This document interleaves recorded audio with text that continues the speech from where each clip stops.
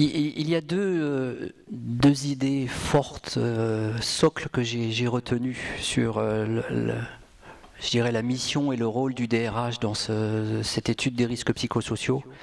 C'est le DRH doit mettre en place un système qui facilite le travail. Et quel accompagnement peut-on mettre en place pour accompagner des collaborateurs, des équipes ou des unités de travail ? Et je trouve que la liaison est formidable, puisque nous avons parmi nous un professionnel de cet accompagnement, de ces mises en place. Et donc, Dominique, pourrait-on peut-être parler de certaines expériences réussies d'accompagnement, ou peut-être simplement se dire quels sont les fameux indicateurs d'alerte dont parlait Jean-Claude tout à l'heure pour un bon management qui pourrait éventuellement permettre de limiter le risque. Je voulais venir sur des aspects précis justement de la pratique managériale et du rôle du manager par rapport aux risques psychosociaux et surtout sur trois aspects. Un premier aspect qui est dans les dispositifs appelés de la prévention primaire. Prévention primaire, c'est supprimer ce qui cause des situations de risques psychosociaux. C'est première chose, aussi dans l'accompagnement et dans la formation, mais surtout dans l'évaluation, ce que l'on sait, ce que l'on voit énormément, c'est quand les managers ne font pas de management, eh bien, à ce moment-là, ils créent de la violence. C'est pas qu'ils fassent du mauvais management, c'est l'absence de management qui fait ça. Et je pense que l'actualité est d'une très grande ambiguïté. Jean-Claude parlait tout à l'heure d'un certain nombre d'observateurs, que ce soit, j'entends que de temps en temps des journalistes ou des syndicalistes ou même des sociologues parlaient des conditions de management de la nouvelle entreprise, la bulle Internet ou des nouvelles conditions. De mon point de vue, c'est pas le nouveau management. On parle pas de nouveau management. C'est même François Dupuis vient de sortir un bouquin sur ce sujet-là. C'est simplement les carences en matière de management. C'est le non-respect des pratiques managériales. Ça, c'est un premier aspect. Le deuxième aspect est paradoxal et donc il est dans généralement classé dans ce qu'on appelle les préventions tertiaires, c'est d'essayer effectivement de mettre des indicateurs pour détecter avant effet, avant crise, avant bien sûr suicide, mais avant même absentéisme, dès qu'il y a des tensions. Et donc là, d'où l'importance aussi que le manager de proximité soit présent et actif, c'est que dans le management de proximité, qui fait qu'aujourd'hui, généralement, les encadrants encadrent de plus petites équipes qu'il y a 20 ans, c'est-à-dire qu'on est généralement sur des équipes de moins de 15, idéalement peut-être moins 10, et c'est vrai qu'il y a énormément de managers qui encadrent 2-3 personnes, mais ce qui veut dire aussi que quelquefois il n'est pas rare que ça soit 10% de la population de l'effectif de l'entreprise qui exerce une fonction d'encadrement. Et donc là, c'est dans la relation de proximité que le manager, pour autant qu'il ait la grille de décodage, puisse voir arriver les risques psychosociaux. Parce que les risques psychosociaux, ils n'arrivent jamais comme ça, tout à trac. À l'heure que les problèmes personnels peuvent mettre une situation de tension très très forte qui va faire que le salarié, quand il va venir avec tous ses problèmes personnels et ça va être très très difficile et ça va rajouter. Mais la plupart du temps, dans l'entreprise, sur les risques psychosociaux, ce que l'on s'aperçoit, c'est qu'une dégradation France Télécom, c'est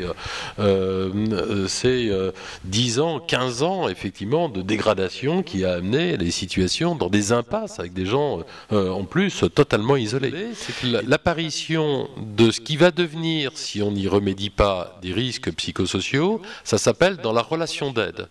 C'est-à-dire, c'est au contraire dans la présence le décodage de ça, c'est en clair le début de ce qui pourrait devenir des risques psychosociaux, c'est le salarié qui est dans un état d'inhibition, c'est-à-dire qu'il n'arrive plus à faire quelque chose qui fonctionnait bien. Et lui, il va commencer effectivement à se remettre en cause tout seul, dans son coin, voire à s'isoler, voire à se remettre en cause. Et si le manager, et si personne dans la proximité ne voit ça, à ce moment-là, on est dans des situations d'aggravation très très fortes. En clair, imaginez un escalier en spirale avec plusieurs étapes. S'il y a quelqu'un, en l'occurrence le manager de proximité, qui est en capacité de faire rebondir la personne, eh ben ça marche, autant qu'il le voit. Et c'est plutôt assez simple d'intervenir. On est dans la relation d'aide. Et donc, le coach naturel qu'est le manager de proximité, il peut le faire sans trop de difficultés. Et là, le manager, s'il n'a pas effectivement le doigté, le savoir-faire en la matière, il commence à vivre des situations de tension très très fortes. Et puis, s'il n'intervient pas, à ce moment-là, on va rentrer dans quelque chose qui va effectivement des risques psychosociaux avec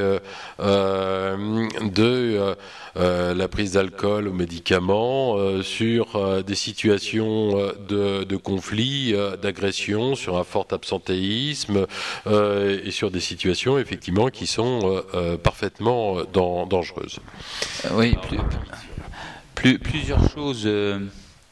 Moi je partage, pas entièrement, mais je partage un peu ce qui a été dit, donc je veux simplement souligner effectivement que le manager est beaucoup trop occupé par des tas de tâches et qu'il est devenu le manager à tout faire et que dans le monde qui est le nôtre aujourd'hui, de l'urgence, de la rentabilité à tous les étages, c'est pas très simple.